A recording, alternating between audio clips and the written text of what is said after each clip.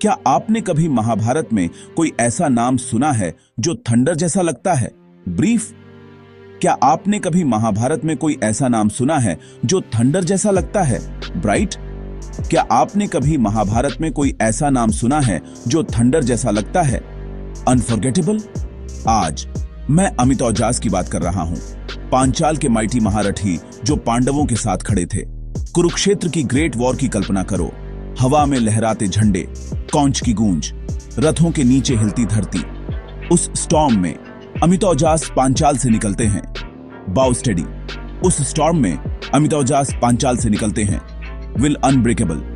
वह कौन थे? द्रुपद की भूमि से एक वॉरियर, पांचाल किंगडम, धृष्टद्युम्न, शिखंडी जैसे टाइटन्स का घर। अमित औजास सिर्फ एक और आर्चर नहीं थे, उन्हें एक महारथी के रूप में सराहा गया था। कोई ऐसा जो एक ही समय में कई वॉरियर्स को रोक सकता था। वह टाइटल ऐसे ही नहीं दिया गया था, यह स्किल, डिसिप्लिन और बैटलफील्ड नर्व से अर्जित किया गया था।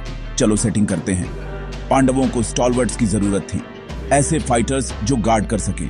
पांडवों को स्टॉलवर्ट्स की जरूरत थी, ऐसे फाइटर्स जो स्ट्राइक कर सकें। पांडवों को स्टॉलवर्ट्स की जरूरत थी, ऐसे फाइटर्स जो एंड्योर कर सकें। पांचाल ने जवाब दिया। अमित औजास ने सबसे अच्छे लोगों में अपनी जगह बनाई। धर्मा के लिए एक शील्ड, विक्ट्री के लिए एक स्पीयर। उन्हें क्या चीज खास बनाती थी? Precision, resolve, reputation, text. उन्हें बहादुरों की रोल कॉल में याद करते हैं, जिनकी प्रेजेंस मायने रखती थी, जिनकी करेज एलाइज को स्टडी करती थी और एनिमीज को सोचने पर मजबूर करती थी। कल्पना करो कि उनका रथ धूल और आग में कैसे कटता है, घोड़ों को कसकर बांधा हुआ है, धनुष झुकता है, डोरी गाती है, तीर सनलाइट की स्ट्रीक्स की तरह आर्क करते हैं। सिर्फ फ्यूरी नहीं, मेथड। सिर्फ स्पीड नहीं, सेंस। एक महारथी का दिमाग ऐसे ही काम करता है। कुरुक्षेत्र की भीड़ में नाम लहरों की तरह उठते और गिरते हैं। कुछ चैप्टर्स के लिए चमकते हैं, कुछ वर्सेस के लिए। अमित औजास वो लाइटनिंग फ्लैश है, शॉर्ट। अमित औजास वो लाइटनिंग फ्लैश है, सीरिंग। अमित औजास वो लाइटनिंग फ्लैश है, ट्रू। आप उस फ्लैश को भूल नहीं सकते। उनके जैसे वॉरियर क्यों मायने रखते हैं? क्योंकि एपिक्स सिर्फ हेडलाइन हीरोज से नहीं बनते, वे डिपेंडेबल पिलर्स से बनते हैं। ऐसे फाइटर्स जो आते हैं, लाइन को होल्ड करते हैं और ग्रेटनेस को संभव बनाते हैं। पांडवों के कारण को ऐसे पिलर्स की जरूरत थी।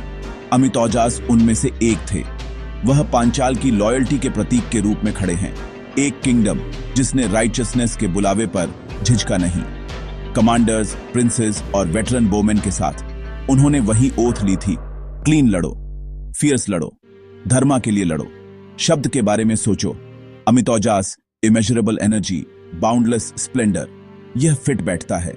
कुछ वॉरियर्स की लंबी कहानियां होती हैं, दूसरों के नाम ही सब कुछ कह देते हैं।